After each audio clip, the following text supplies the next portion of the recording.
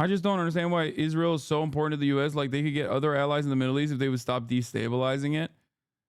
It goes beyond, like, it's two reasons. One, because like Israel is a American vestige. Like, it's not even a vassal state. It's not a client state. It's basically just a state. Okay, it would be like if, you know, North Dakota chose to do fucking genocide in Canada. You know what I mean? Like, there is no equivalent here. It'd be like if Texas decided to I don't know, invade and occupy Mexico or some shit. The other reason is because there are a lot of ideological ultra-Zionists and Zionists of different flavors all over the American foreign policy apparatus. Like, this is a 78-year project, or 76-year project, sorry, that of course is going to have, that is going to create this kind of outcome where people are completely at odds with what every single human being that is not in the NatSec circles or in fucking foreign policy are watching and experiencing and saying, no, we have to keep this going. There are even people in the State Department who understandably are at odds with our undying loyalty to Israel. But ultimately, those in key positions right now think that Israel is the most valuable ally. Okay? That's it. There is definitely ideological zealotry at play here, for sure. The Dana Fash moment from March that has not aged well at all. It's encapsulates the Dem Party line and how ridiculous it is. 15,000 Palestinians have been killed in Israeli airstrikes, 3/4 of whom are women and children. And it's horrible, but you don't see Israeli soldiers raping well, Dana, I Palestinian think women. we're not... You don't see Israeli soldiers raping Palestinian women. No, totally. You don't. You do. You just don't, Dana, because you don't want to fucking see that. You don't want to recognize it. Nothing she says ages well. I know, but it doesn't matter because, like, Dana Bash is a great example of this, like, this kind of like commitment, right? Dana Fash is a zealot. Like, she is straight up a zealot on this issue. She might have some progressive opinions on other issues, but when it comes to Israel, it's just, that's not a conversation that you're having with a person who is like, who has normal beliefs. Many Jewish chatters in here know exactly what the fuck I'm talking about because they have to deal with this on a daily basis from their fucking mothers and fathers. Okay? It's just like blind, unconditional loyalty to a fucking fault where it's just like, it doesn't matter. Shut the fuck up. You're wrong. Those guys are all rapist monsters. They're barbarians. They're bloodthirsty. You're wrong. And it's just like, it's weird because it's like, they don't see it. They don't see that this is like completely at odds with Jewish chatters that ended after age 3. You are literally fucking delusional if you think that there isn't a massive number of Jewish chatters in this community who are anti-Zionist. Jewish chatters are literally not just Jewish chatters, but like Jews in America are at the forefront of anti-Zionism. Okay? Don't delude yourself. So fucking stupid. What a stupid take. There is far more ideological ultra-Zionist zealotry coming in this country from Christian evangelical Zionists, okay? Whether they're in key positions of power, whether they're in working in certain aspects of the media, or whether they're just like fucking diehard voters, okay? There are far more Christian Zionists in this country than there are Jewish Zionists. There are far more Christians in this country than there are Jews, okay? It is ridiculous. She's more pro-Israel than former AIPAC spokesperson Wolf Blitzer. Yeah. What is this? And as a Jewish 2 minutes of Dana Bash propaganda and being complicit in the genocide of Palestinians. Sorry, this ain't the person who should be interviewing the presidential candidates with genocide raging, free Palestine. I mean, democracy and as a Jewish state supports and believes in every life matters. I like this. It says Netanyahu, war criminal. It's true, he is. Why does AIPAC keep winning then? It's not because of the pro-Zionist movement. Wait, what? Why does AIPAC keep winning? AIPAC just announced that they have crossed over the $100 million ad spend boundary this election cycle. They've spent $100 million so far on this election cycle. What are we talking about? Couple things you guys have to understand is that, like, if that wasn't a successful strategy or if that wasn't a necessity, you think anybody would spend $100 million for fun? No, dude.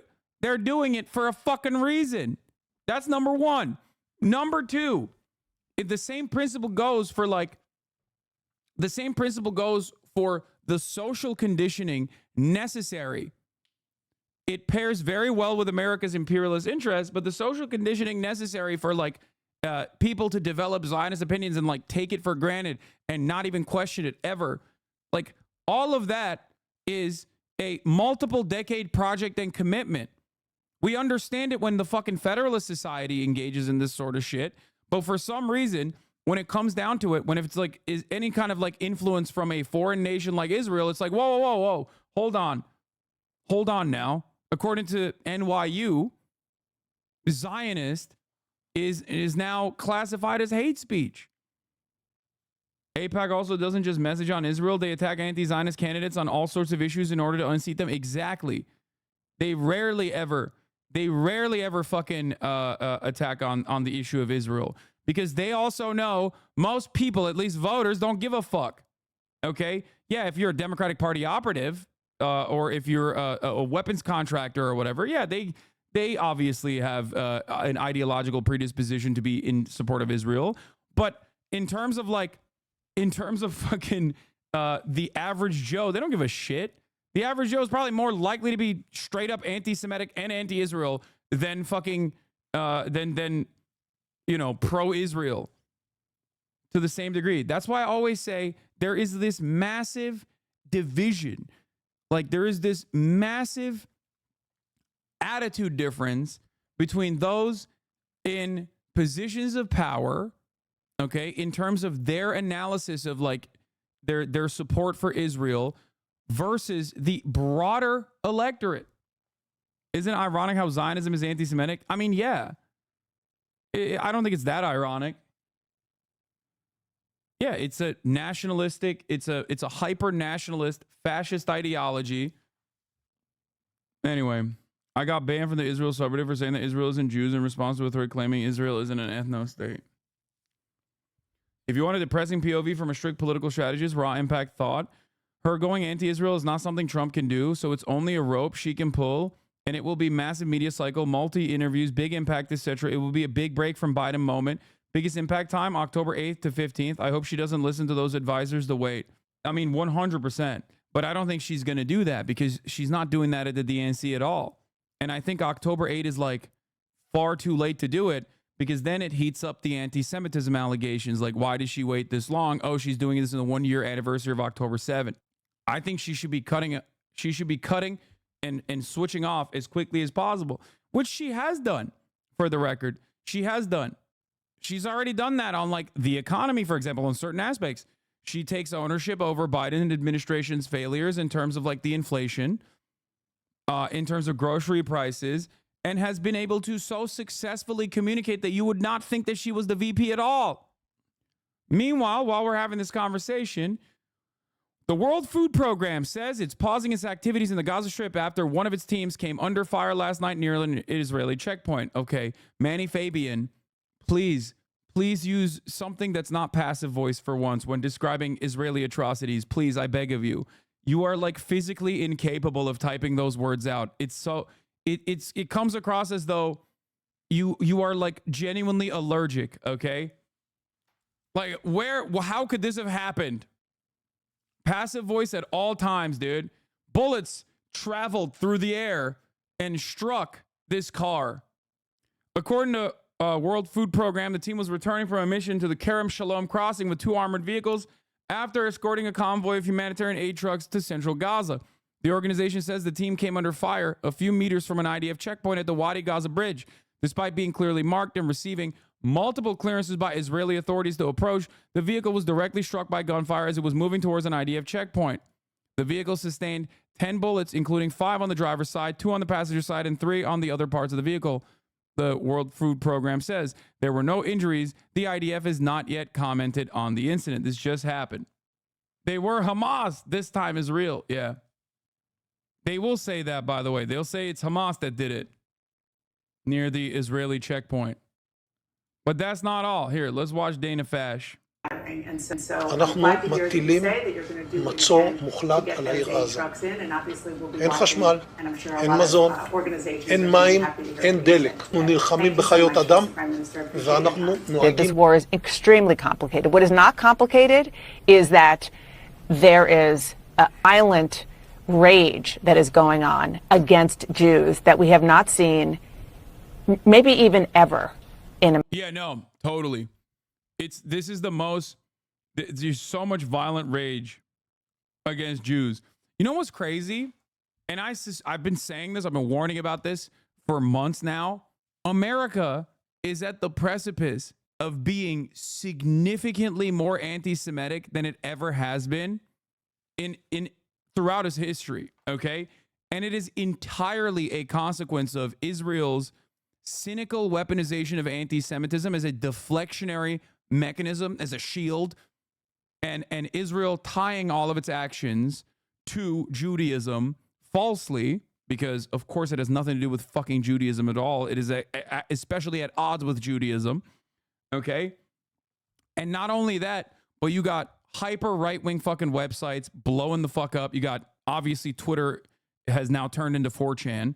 So much fucking unimaginable anti-Semitism and so much opportunity to literally look at everything that's going on in media and being like, see, I told you Jews control the media. Okay, see, why are they so afraid? Why are politicians so afraid to say anything about Israel? This is literally the greatest opportunity for fascists. Like the greatest opportunity for fascists. And they're taking advantage of it, by the way. Fascists have always sheltered their anti-Semitism under the guise of like valid criticisms of the state of Israel. This is not like a new tactic. It's an old tactic. It's a 76-year-old tactic for the most part. This is devastating. It is, however, an attitude that is allowed to fester because it benefits Israel as well. It benefits Benjamin Netanyahu. That's why Benjamin Netanyahu has time and time again aligned with Zionists who happen to be incredibly anti-Semitic, like Viktor Orban, for example. Israel is ISIS for the Jewish people. Yeah, I mean, Israel's actions are identical to ISIS, including, but not limited to, destroying a mosque that was hundreds and hundreds of years older than the fucking nation state of Israel. Yeah, destroying a world cultural heritage site. Straight up, ISIS shit. America. I'm Dana Bash. We start with destruction, violence, and hate on college campuses across the country. I'm closer to my Jude. Fascism is anti-Semitic, though? Yeah, it is. That's why Zionism, which is fascist, is anti-Semitic. Zionism desperately tries to pair up Judaism with the actions of an apartheid state, okay? If you cannot comprehend how this is going to be a genuine problem down the line for the safety of Jews in the Western world and all around the world, as a matter of fact, including in Israel, I don't know what to fucking tell you. Okay? It is ridiculous. It is a ridiculous notion. Like, there is no world where, like, Saudi Arabia is doing a genocide in Yemen, and then you go, hey, man, can you stop genociding Yemen? And people are like, wow, you're being quite Islamophobic, actually. You know what I mean? It's the inverse of that with ISIS. American right-wingers desperately, and even some liberals, desperately tried to tie ISIS to the entirety of Islam, to the Ummah, to the fucking whole Islamic world. When ironically, ain't nobody fucking likes that shit over there, and ain't nobody likes that shit over here either. Meanwhile, you have Israel and defenders of Israel on the West being like, no, Israel's ISIS-style actions are actually for Judaism. And if you fucking call it out, you are actually a Jew hater. It's crazy. It's crazy. Excuse me, the CIA actually likes it a lot. I think the CIA is one institution that is of two different minds on Israel. If you were to look at the entirety of the State Department, I would say that the CIA is probably one of the only American State Department apparatuses that actually despises Israel for the unimaginable amount of fucking blackmail and unimaginable amount of espionage that Israel engages on U.S. soil. There are different splinters within even the CIA, but it's in terms of like uncommitted support to Zionism, I would say CIA is probably one institution where there are more people than the rest that absolutely despises Israel. Of course, this doesn't mean the entirety of the CIA. They still use Pegasus, for example. So it's not like the CIA completely hates it.